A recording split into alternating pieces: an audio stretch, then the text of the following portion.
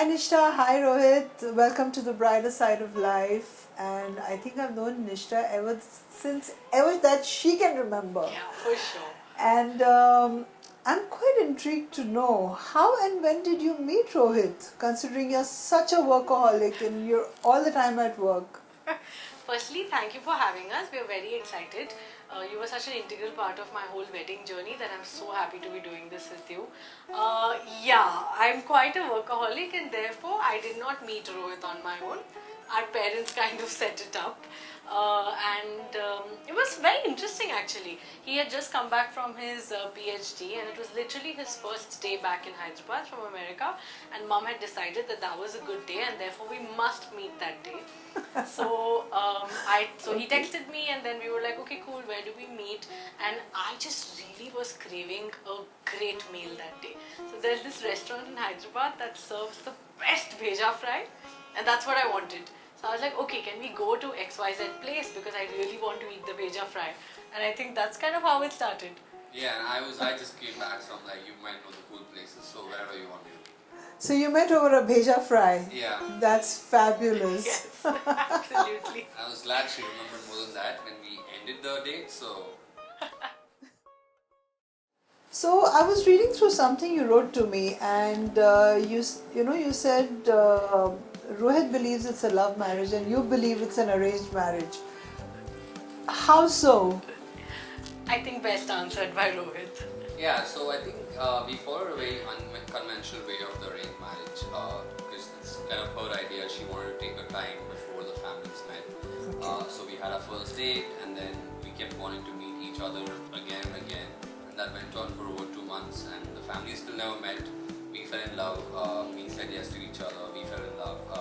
We want to get married, and then that is when after we decided that yes, we're good for each other. That's when the parents met, and that was more of a officially okay. Now, aage kya karna hai? So now we want to when's the marriage?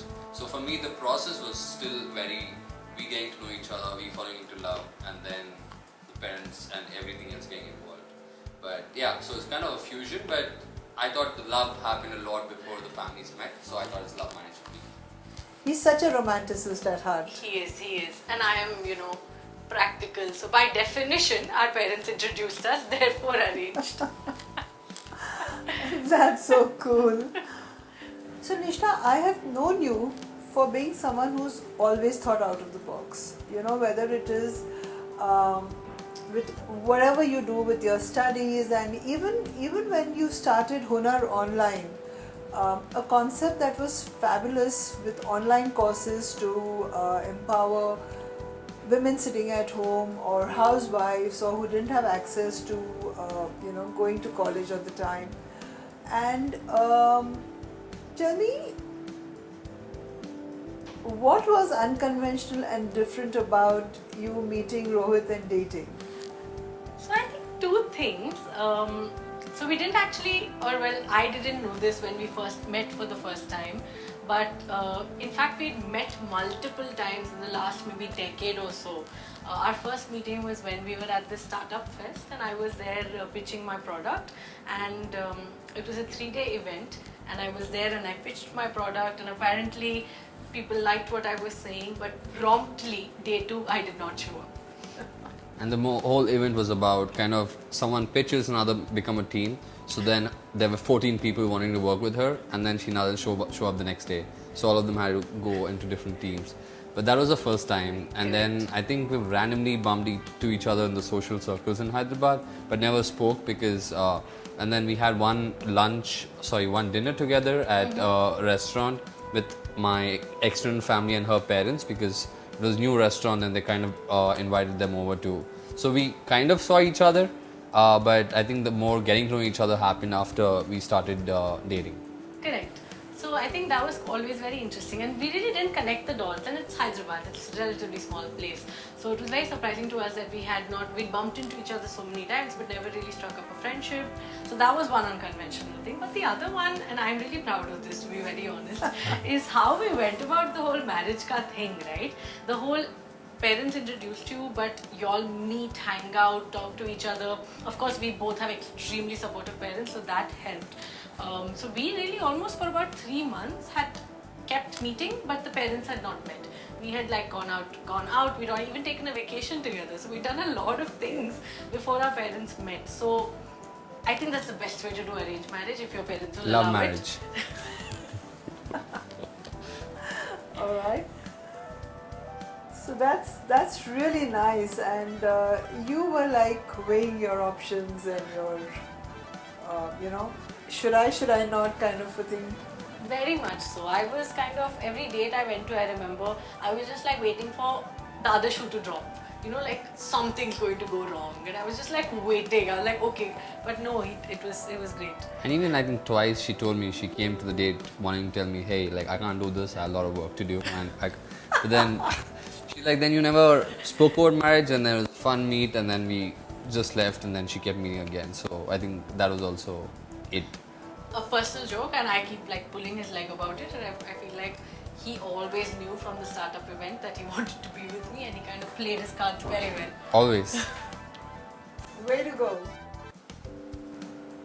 So in this hectic schedule of overworking and trying to weigh your options and trying to gauge what he is all about and yet being busy, was there a proposal from him, or was it just a family approval that okay, yes, the boy says yes and the girl says yes and let's get married? I have to tell you, you're making me sound like this whole. I am a workaholic, there's no question there. But I am hardcore Shah Rukh Khan fan. So for me, like the romance is very, very critical. So I really, really always wanted, whoever I married, I always wanted there to be this big proposal. But yeah, between you and me, I was quite doubtful because, we'd already met so many times, the parents had met, you were officially hooked or whatever. So I didn't think a proposal would come.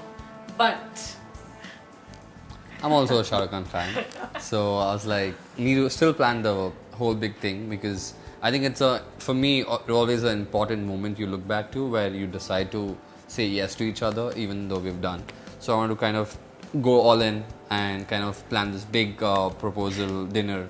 I invited family and friends over in a separate room. Everyone's gonna wait, and then I'm gonna first propose to her, then take her there. But then it started raining. And the whole thing got changed to something indoor, but it's still, I think, kind of very personal. it wasn't supposed to be indoor? No, it's supposed to be Oh. outside, a whole big thing. Okay. But then it ended up being indoor, and then I had a whole thing planned. I wrote 20 letters to her on like 20 reasons why I fell in love with her. Wow. So I kept giving it slowly, and then finally the ring, and then the whole. Then we had a big party in another room beside where the friends and family were. So it was quite a fun day. No, it was really great, and I had like I had always thought that if someone proposed to me, just for the kicks of it, I would say no, just to see the reaction, and I wanted to do it with him as well, just to see his reaction. But it was just so sweet, the whole thing, that I didn't have the heart. But I missed out on some laughs. So I'm pretty intrigued to know about these letters. Read out one of the letters to me. I would like to know it. It must be so romantic. Sure. Disha must have not known how to react. Yeah, I think some of them are quite basic. So during our first few meets of meeting her, I was kind of really thinking of weighing my options, of saying what do I like in her, what do. But I was quite amazed that the first few instances we connected were on very like deep things about what we care about, what we want to do for the rest of our lives, where do we see ourselves going. So there are a lot of smaller things. One of them was just about her liking the beja fry. And me dating people before with all vegetarians, and I was like, wow, she likes beja fry, so that's like a great yay. Then smaller things like how she respects anyone irrespective of their social economic status, so respecting the people who are in her office giving her lunch. Very small things which I thought really showed me her personality and like deeply kind of connected me with her were some of those. So much of work through the day and then wedding preps. How did you guys manage it? I have a superwoman for a mother. You know her very well, so you know exactly what I'm talking about. And I was pretty clear. Like, I've never been the sort of person and I wasn't the sort of bride that wanted everything my way. I was very comfortable with letting other people decide. And there were a couple of things that mattered to me closely, and I only got involved in that. So mummy and like of course her sisters and the whole family really came together, and they made it very simple for me. And of course you with the clothes, you made it so simple for me. But like just to give you an example, even my jewelry shopping, how Mama and Chinnamma would do it is that they would actually go to the jewelers, do the rough cuts, and then I would have to just come to all of the jewelers and at a given 1.5 hour slot and just try it on and pick. So they really made everything much easier for me. So for me, there was no drama. I had slotted 2 hours every other day for my wedding prep, and that's all they used. What about you, Rohit? I think it was okay. It was just maybe a little overwhelming at the end because I had a lot of events. My mom really was like, okay, my only son, so I'm gonna do all of these things. I had 6 days of house events, so it kept going very long. But it was kind of a good balance between having friends and family come over and there's this whole festival that's happening. So it didn't seem really overwhelming. But we're also setting up our new house, which we were supposed to move in right after we're getting married. So it seemed a lot, but I think everyone was pitching in. My parents were great. My sister helped a lot. And I think everyone really pitched in to kind of make sure we had a good time. Yeah, in general, it was fairly no stress. There were a couple of things that both of us cared about. Like, for example, he really cared about making sure all his friends and family and his loved one had a great time. So he made sure that every event there was this, there was a time space for people to chill, get drunk, have fun. I cared deeply about the promises we were making. So I really wanted to have a female pandit. So I went out and scouted for female pandits and sat with her and went through all the mantras and kind of we cut out everything that we thought was sexist or not representative of how we wanted our relationship to be. So we cared about certain things. Luckily no one else cared about those things, so no one got in our way. So you did enjoy all the festivities and all that went on in the wedding, and I think you had a blast during the wedding as well. I mean, there's a beautiful photograph I have of yours with sunglasses listening to the Pandit. So tell us about that, Nishta. Whatever happened? I mean, one of the brides, the only one I've seen who's worn sunglasses to her fairas. I wish I could say it was by design and it was me kind of trying to be cool and I had planned this, but no, it was just the fire thing, the Agni thing, which the wind was against it and it was coming into our faces, and that's it. Did you have the picture of Rohit wearing it too? There was a part where he was wearing it too. Yeah, you should see me after that because it's all tears. Like me and Yash, both of us have very sensitive eyes. So I was crying throughout the period and then Yash behind me, so we were really exchanging glasses because I didn't get mine. I didn't think I'd need it during the wedding. So we kept exchanging them because I couldn't stop crying. And then my mom was like, when I see, usually the brides are the ones who cry, but... I was just going to say that usually the bride cries and you were. No, but we had a blast through the wedding, through the 3-4 days that the Sangeet especially was a great time, so we had a great time during the wedding, and again thanks to both sides of the family, all the people who came. It was it's very rare when everyone you love is at a place, especially to be there to see you get married or you do something big in your life, and it's just very nice to feel that much love. And considering we're in a COVID hit world right now, that seems to be such a great thing to have because I can't imagine getting so many people together. So true, my God. I think it was one of the few weddings post, pre-COVID that we could do everything that we could do on the old way, yeah.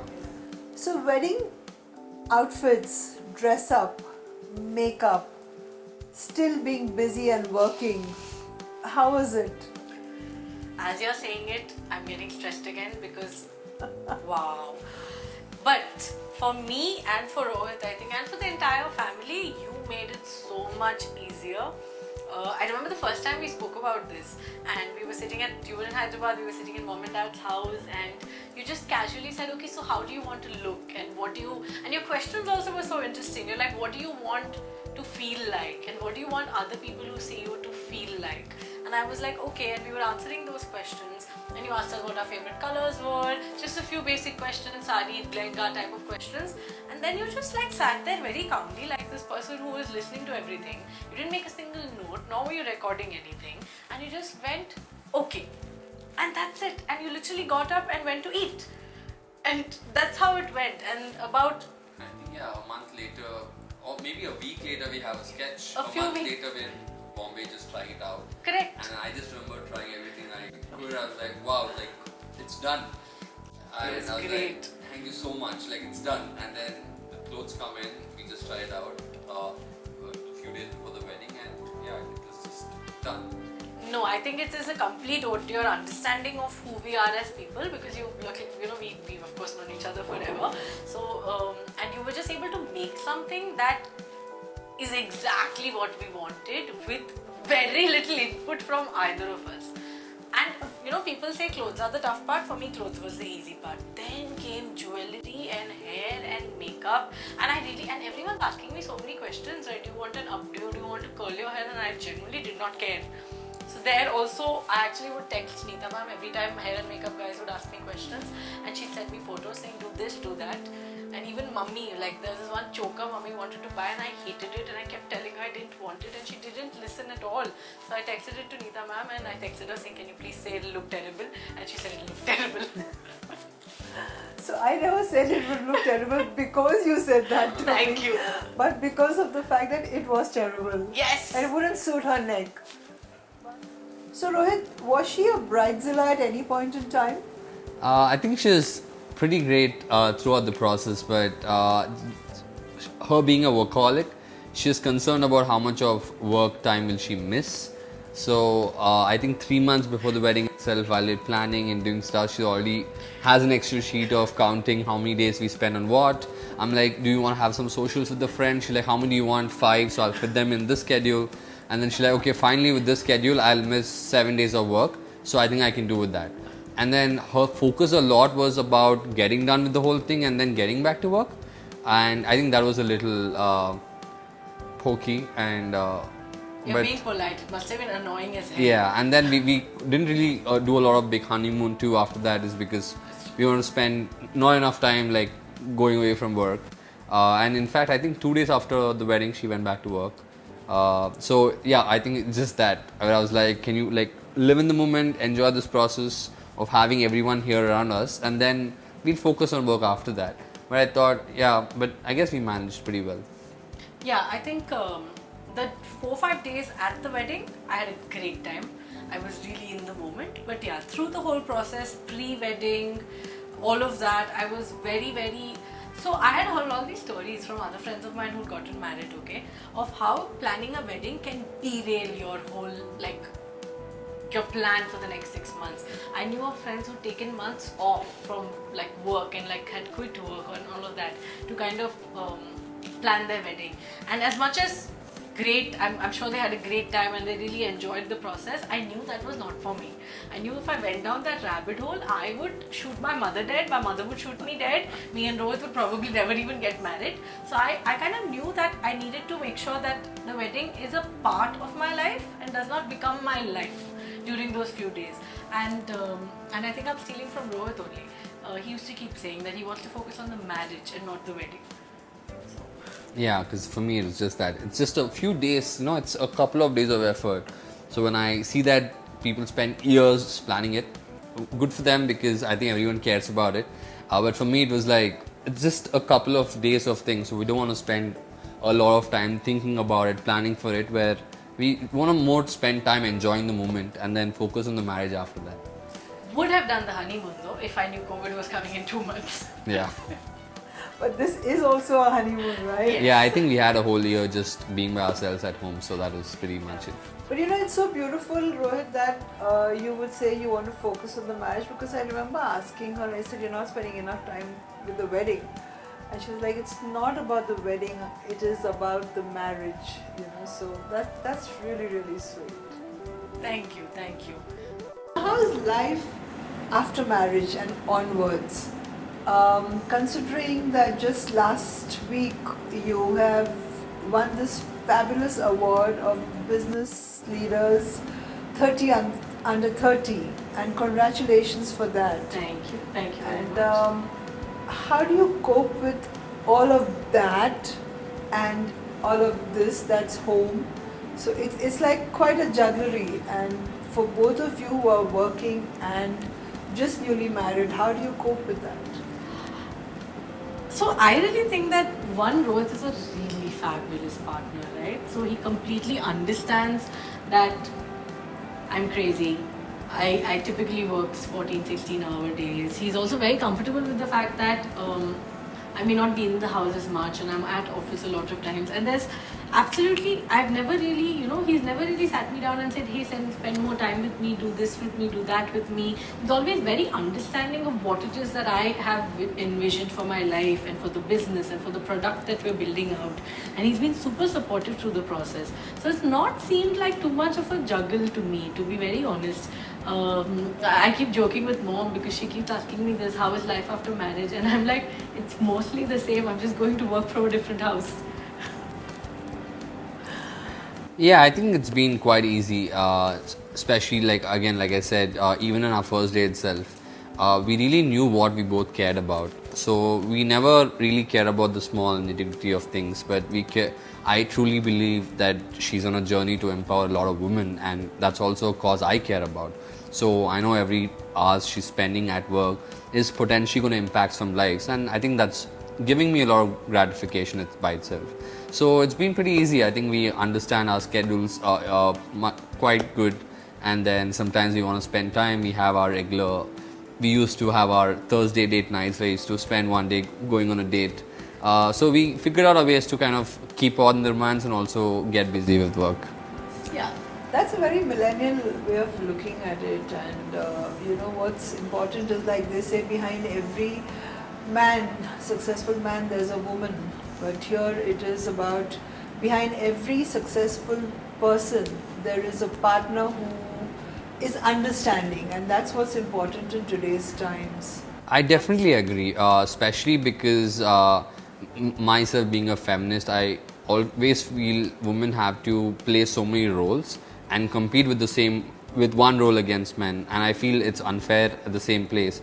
So having someone who kind of understands that and supports you above and beyond will be very important to help women go to places, because otherwise they're competing with men who might have maybe one or two other responsibilities. So I think that's essential, and I hope more and more men do that. That's really wonderful. And Nishtha and Rohit, I really wish you all the best and a wonderful journey onwards. You are one couple who's very progressive in your thought process, and I hope to see a lot more understanding partners like you both for each other. And God bless. Thank you so much. Thank you so much.